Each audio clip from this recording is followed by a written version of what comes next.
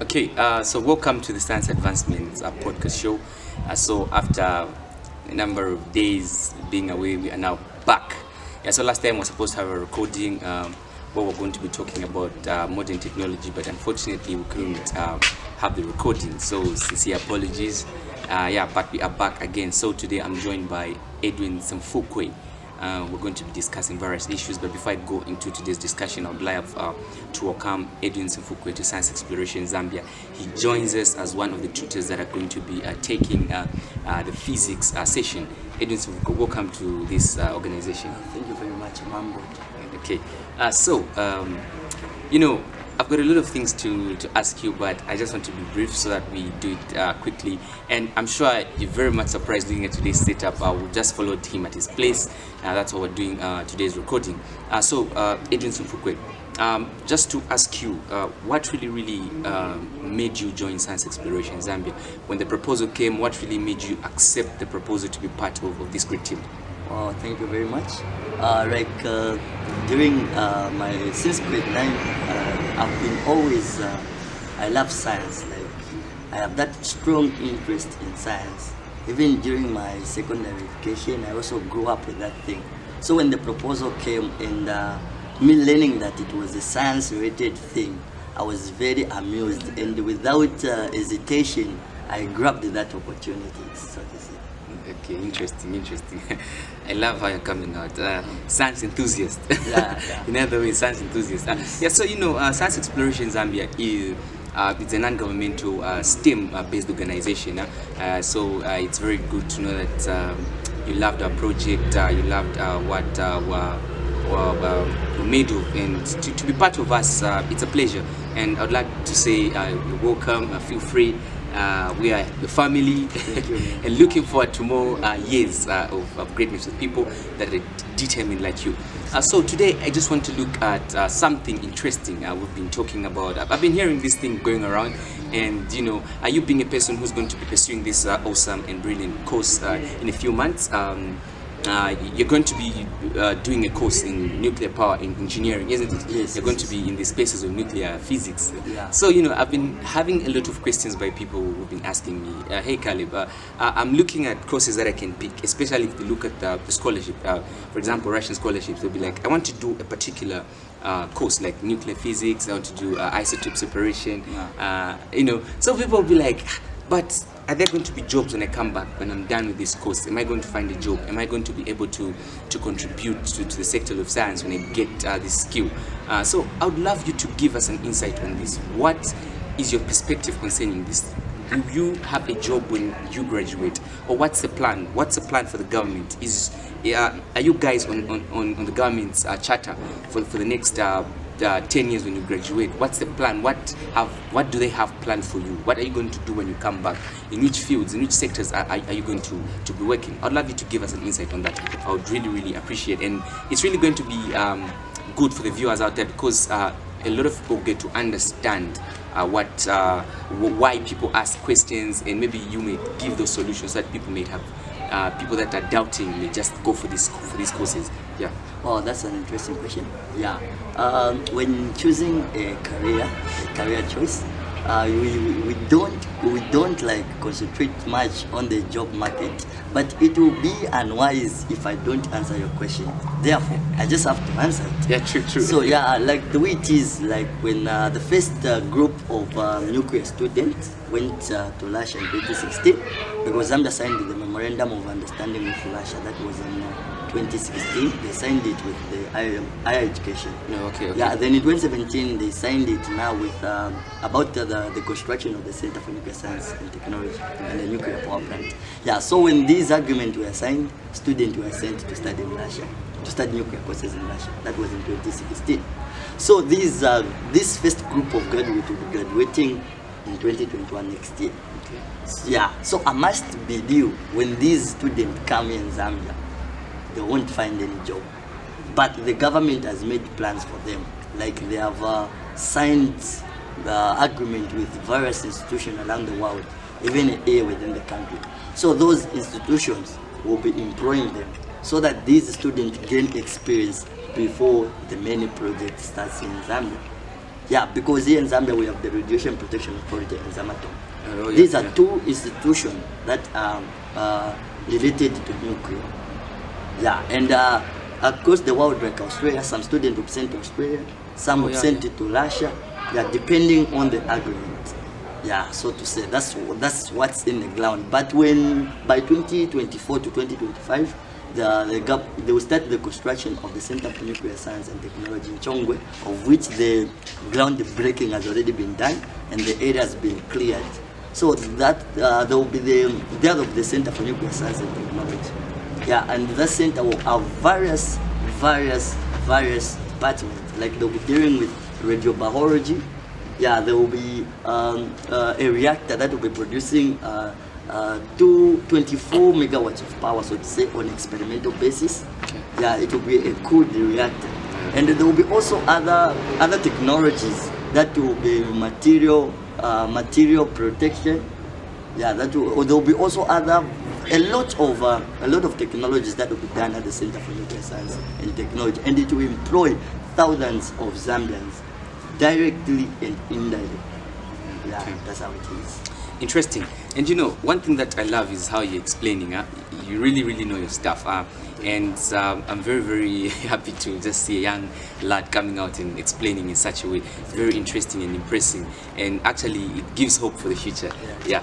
You know, so maybe you've explained the type of okay, basically these people won't have jobs, but you've actually break it down and told us how they'll be accommodated in various sectors, so as to not to make them irrelevant as they wait for the bigger thing, but they'll be of relevance in some sectors. So I would just love to ask, maybe, why should I, Caleb, for example, as a student, pursue a nuclear course? Why? And how is it going to contribute to our country? Because if you look at Zambia right now, we've got a lot of problems. I'd say Zambia is hanging on a thread. I don't want to go into the political field, that would sound bad, you know, but I want to look at it from a perspective of the science field, the advancements of science field. I look at the sectors of the energy sector, looking at electricity deficit. We've been having load shedding issues for like 5 years now, and the cry has been to say, okay, what's really happening? Maybe we've tried to call for people, problem solvers, and may bring about solutions to this problem. And now my question is to say, do you think the study of nuclear sciences and how the government is investing so much in sending students abroad, do you think this is going to be the answer? Do you think there's a way or a sort of solution in that? And maybe let me just try to ask this last question now. You know, even looking at the agriculture sector, looking at the medical field, how do you think the study of nuclear physics or nuclear science is going to be of help to Zambia and going forward? Thank you. That's a very important question. Yeah, at first, before all this came in, I wanted to do electrical engineering. And we've been having almost every year graduates in electrical engineering. But then again, I asked myself to say, why are the electricity problems in Zambia not ending? Electrical engineers are graduating every year. So I asked myself, what course can help me like solve these problems? Because what's on the ground as to why we're having these electricity shortages is that we have low water levels in our various dams like Kaliba. So meaning we mostly concentrate on hydropower. Which is so to say, sorry, lack of better terms, which is a climatic technology. But looking at nuclear power, it is a technology that is not affected by climate changes. It is not affected by the sun. It is not affected by cold weather. It is not affected by the rains. So this is the kind of technology that we need, because we'll be having our power generation sufficiently every time. You see, this is the kind of technology we want. So then I asked myself to say, okay, what course will make me help Zambia produce electricity? Then the answer came when I heard that Zambia signed the memorandum of understanding with Russia. And this memorandum of understanding was based on the construction of the Center for Nuclear Science and Technology and a nuclear power plant in the near future. then ask myself, yeah, wow, this is the way to go. So I worked hard at school so that I can meet all the requirements needed to win this goal-achieving scholarship, so to say. That's when I worked hard, and thank God I achieved that, and I applied for the scholarship, and I grabbed it. So these nuclear courses, they will contribute greatly and massively to the economy of this country, especially in the health sector. Yeah, because if we talk of cancer, if we talk of cancer, it is one way of which cancer is treated is through radiation. Okay. Yeah, and this type of treatment require isotopes. Okay, yeah. And since Zambia, that was in 2006, that's when Zambia, 2006 to 2007, if I'm not mistaken, that's when the UTH, Cancer Disease Hospital, was built. Oh yeah, yeah. And since then, isotopes are imported from various countries like South Africa and India. Yeah, and this is very, very, yes, in Congo. And this is very, very, very expensive, so to say. Yeah, but looking at nuclear, we'll have these isotopes being produced in our country, and it will mean a lot to our country, because it is then that we will not import isotopes. Away from the health sector, we talk about agriculture. It is a very important sector of our economy. Yeah, and there's in agriculture there is what we call prolonging of crops. Oh yeah. Yeah, like crops like tomatoes, they get spoiled. Yeah, their lifespan is very short. But when we radiate them, they'll have a long lifespan. Their lifespan will be prolonged, so to say. Yeah, that's how it helps in the agricultural sectors. There is also what we call mutation. Oh yeah, mutation. Yeah, mutation. There's also a technology that is related to nuclear, where there is a mutation which will produce crops that are resilient to climate. Because this climate change at some point made us contributed to food shortages in Zambia. Yes. But we have nuclear technology, the food shortage problem will be solved.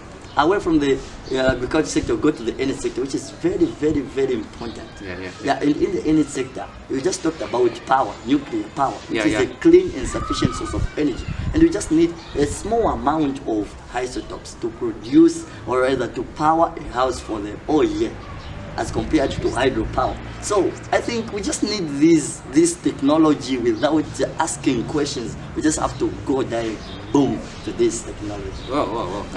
I must say, right now okay, so just to wrap up our discussion for today, I just want to ask one last question, Edwin, which I've had, and I must say I'm really, really impressed, just to re-echo my previous words. I'm really impressed at how you've come out, how you've explained, and how you just poured out yourself. Really, really impressive, and I'm sure someone has been inspired looking at such a young man coming out like that. This is really, really impressive. So maybe what would be your last words to students out there that want to venture in this field of science? Because a lot of people really, really want to contribute massively to the advancement of sciences in our country. But what would be your last words to students out there concerning science exploration in Zambia, and concerning the future in relation to nuclear science in our country? Oh wow, that's a nice question. Yeah, like in every science field, all we need is mentorship. Yeah, so like we get mentorship from the same institution, such as the same organization like Science Exploration Zambia. That's where we are mentored on which course to venture in, on which course to study. Yeah, so these organizations are really, really important, because mentorship is a key. Yeah, like to our engineering spectrum. Yeah. Mentorship is really, really needed in this country. So we need to join this organization for mentorship. And I would say, as young people, as youth, let's not engage ourselves in other activities like always blaming the government and stuff like that. We ourselves are the answer. Instead of blaming the government, you yourself put yourself there, make a change, die for Mother Zambia. As I'm ready to die for Mother Zambia in terms of, in as far as the power shortages is concerned, because like power shortages, I'm really like it is a problem to most of the houses here in Lusaka. So I think I chose this course. I want to change this power deficit problem. So okay, impressive. I love the part where you come out and say die for Mother. Really, really passionate. It's very, very interesting. And again, it's been a privilege just to come at your place and have the Science Advancement Podcast show recorded at your house. It's really been interesting. And to the brothers on the camera, thank you very much, guys.